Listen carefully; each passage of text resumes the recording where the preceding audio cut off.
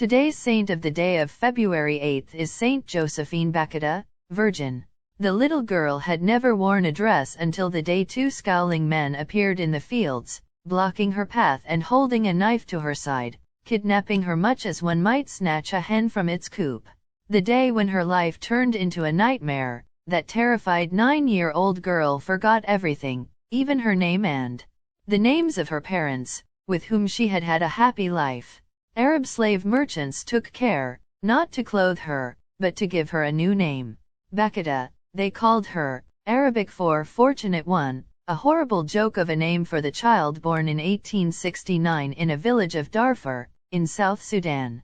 She became human merchandise passed from hand to hand in the markets of El Abeid and Khartoum. One day, while serving her master, a Turkish general, she was tattooed with 114 strokes of a knife, the wounds covered in salt so that the scars would remain visible. Bakhita survived, and one day, a ray of light entered her hell. Callisto Legnami, the Italian vice-consul, bought her from some traffickers at Khartoum. Bakhita put on a dress for the first time and entered a house. The door closed behind her on 10 years of unspeakable brutality.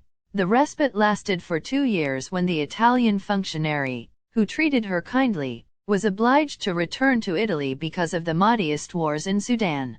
Bakhita remembered the moment. I dared to ask him to take me with him to Italy. Callisto Legnami agreed, and in 1884, Bakhita landed in the country where an unimagined destiny awaited the former slave. She became the nanny of Alice, the daughter of the Micheli family, who were friends of the Legnamis and lived in Zionigo, near Murano in the province of Veneto.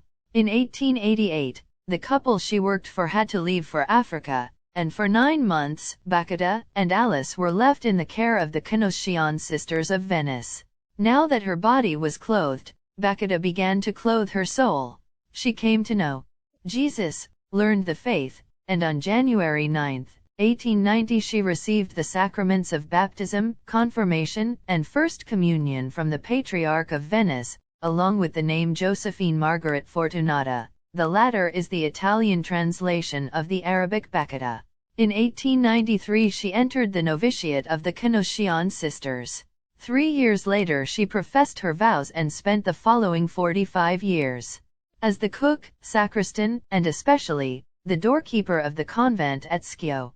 There she got to know the people of the town, and the people in turn learned to appreciate the gentle smile, the goodness, and faith of the Moretta, the little brown sister, while the children wanted to taste this sister made of chocolate.